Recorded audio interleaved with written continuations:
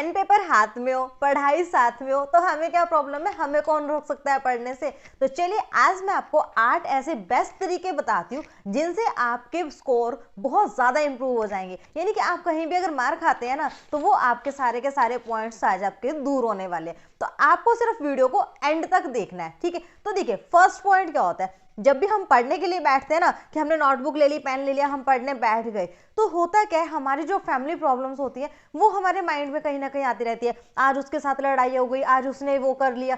तो देखिए जब भी आप पढ़ने बैठो, सबसे पहले तो फैमिली प्रॉब्लम्स को एक साइड रख दो, भूल जाओ कि हमारे घर में आज कोई प्रॉब्लम है। आपने सिर्फ अपनी पढ़ाई पर कंसंट्रेट करना है, सब कुछ भूल के बस ये सोचो मैंने आज सिर्फ पढ़ाई करनी है। जितनी देर करनी है वो आपकी मर्जी, लेकिन जब कर रहे हो तो सिर्फ पढ़ाई करनी है, फैमिली प्रॉब्लम्स को नहीं देखना।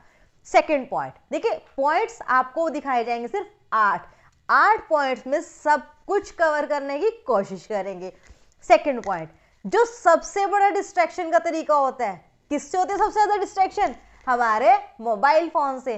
तो स्टूडेंट्स सबसे पहले तो ना अपना मोबाइल फोन स्विच ऑफ करके या तो आप किसी अलमीरा में रख दीजिए, या मैं तो कहूंगी अपने पेरेंट्स को दे दो। उस दिन जिस टाइम पर आप स्टडी कर रहे हो अपने पेरेंट्स को दे दो।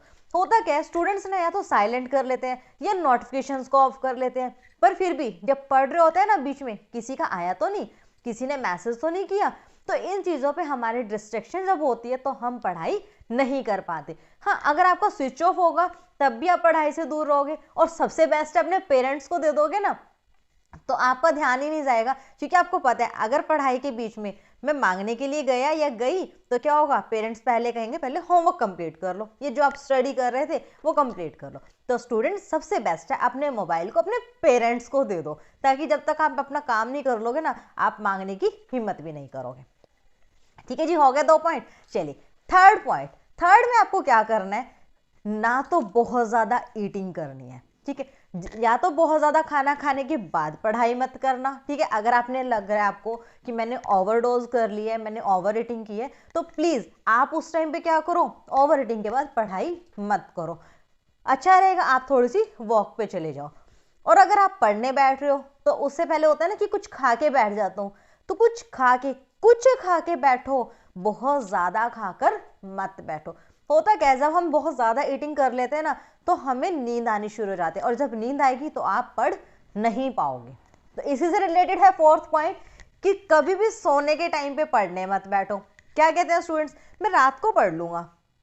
अब जब रात आती है तो नींद आने लगती है, लेकिन सुबह टेस्ट या एग्जाम होता है तब क्या करते हैं, पढ़ना तो जरूरी है, पढ़ने तो बैठ जाते हैं, लेकिन उस पढ़ाई के साथ प्रॉब्लम क्या आती है, बीच बीच में नींद आ रही है, झटके लग रहे हैं, और जैसे आपको नींद के झटके लगते हैं आप वहीं पर कुछ टाइम बाद सो जाते हो, और अगर आप सो गए तो आपकी स्टडी तो रह गई। तो ठीक है जी, तो आपके ये 4 पॉइंट्स क्या कहते हैं कि आपने स्टडी पर पूरा कंसंट्रेट करना है, ठीक है।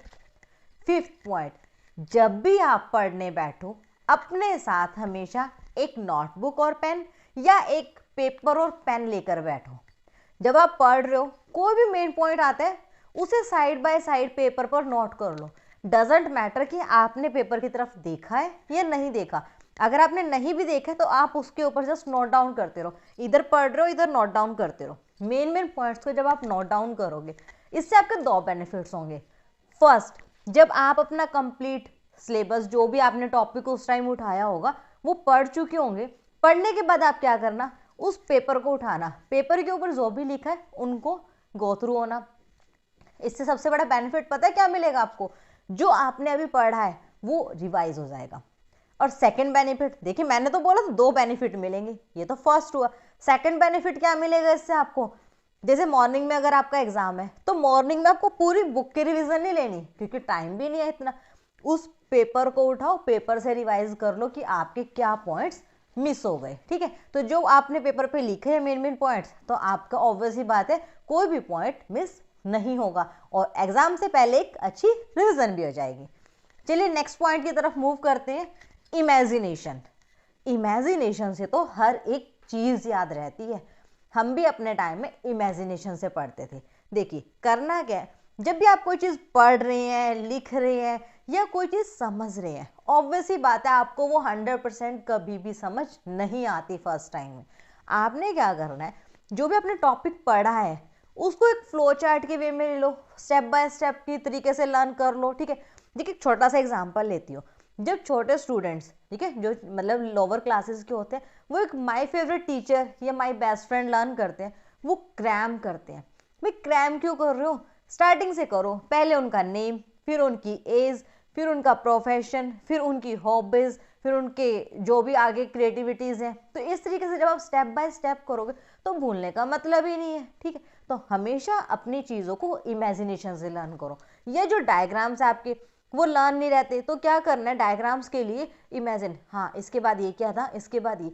तो होता पता है क्या स्टूडेंट्स, जब आप एग्जाम में बैठते हो ना तो आप भूल जाते हो।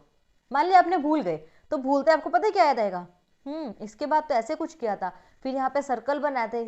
तो वो जो आपकी इमेजिनेशन आपने घर पर बैठकर की थी, वो इमेजिनेशन देखिए आपकी कहाँ काम आई, ऑन द स्पॉट आपकी एग्जाम में। तो हमेशा स्टूडेंट्स अपनी स्टडी को इमेजिनेशन के थ्रू पढ़ने की कोशिश करो। नेक्स्ट जो सबसे मेन पॉइंट होता है, स्टूडेंट्स ना फिक्स करते हैं कि हाफ एन आवर मैंने मैथ करना है, हाफ एन आवर मैंने इंग्लिश, हाफ एन आवर मतलब हाफ एन आवर या एन हार। ठीक है, या तो हार के हिसाब से करेंगे कि मैंने 1 घंटा पढ़ना है, आधा घंटा पढ़ना है, नहीं, कभी भी आप टाइम की बाउंडेशन के साथ पढ़ाई मत करो। पढ़ाई करो मटेरियल के साथ। यानी कि अगर आपने मैथ के अब 5 क्वेश्चंस करने हैं, ठीक है, 5 सम को सॉल्व करना है, तो आप इस तरीके से अपना शेड्यूल बनाओ कि मैं अब यहाँ पढ़ने बैठा हूँ या बैठी हूँ तो मैं ये 5 सम कंप्लीट करने के बाद ही उठूंगी, मैं उससे पहले नहीं उठूंगी। चाहे फिर मुझे 1 घंटा लगे या मुझे 5 घंटे लगे, जब तक 5 सम्स नहीं हो जाएंगे मैं अपनी सीट से नहीं उठूंगी। And last and the best one, देखिए ये पेरेंट्स के लिए भी एक सजेशन है और आपके लिए भी स्टूडेंट्स, कि कभी भी अपने आप को टॉपर से कंपेयर ना करें। देखिए आप हमेशा कंपैरिजन में रह जाते हैं। पेरेंट्स भी क्या करते हैं, वो देख उसके कितने मार्क्स आए, वो देख उसके कितने मार्क्स आए, वो अपनी क्लास में फर्स्ट है, वो सेकंड आया, तू देख। नहीं, कभी भी ना तो अपने आप को कंपेयर कीजिए, ना ही अपने बच्चों को कंपेयर कीजिए। कंपैरिजन करो अपने ही प्रीवियस मार्क्स से, अपने प्रीवियस ग्रेड से। ठीक है, जब आप कंपेयर करने में टाइम वेस्ट करते हो ना, बेटर अपने आप को इम्प्रूव करो। जैसे अगर लास्ट एग्जाम में, अभी जैसे रिसेंटली सितंबर एग्जाम गए थे, सितंबर एग्जाम में अगर आपके 75 थे, 77 थे, 87 थे, कुछ भी इस तरीके से अगर परसेंटेज थी, तो आप अपने आप को इम्प्रूव करो कि सितंबर में मैंने इतने लिए थे। अपकमिंग जो दिसंबर एग्जाम्स आपके आ रहे हैं, दिसंबर एग्जाम में आपने क्या करना है, अपने आप को इम्प्रूव करना है, 75 से 85 पे जाना है, 87 से 90 क्रॉस करना है। तो इस तरीके से जब आप अपने आप को इम्प्रूव करते हो ना, एक स्टेज आती है जब आप टॉपर से ऊपर जाते हो। ठीक है, देखिए कभी भी टॉपर से कंपेयर करोगे ना तो हमेशा पीछे रह जाओगे। ऐसा मत सोचो कि वो कैसे पढ़ते हैं, नहीं, जो तरीके से आप पढ़ते हो अपने ही तरीके, अपने मेथड को फॉलो करो। उन मेथड्स को फॉलो करने के साथ सिर्फ आपने क्या करना है, इम्प्रूवमेंट। जब भी पढ़ रहे हो पेन पेपर पर लिखते जाओ। ओके, जब काम कर रहे हो तो हमेशा कंसंट्रेशन से करो, फैमिली प्रॉब्लम से दूर रहो, एंड सबसे मेन मोबाइल से तो बिल्कुल दूर रहो। टिल देन देखिए चैनल के साथ बने रहें। अगर आप चैनल पर नए हैं तो चैनल को सब्सक्राइब करें, वीडियोस को लाइक एंड शेयर करें,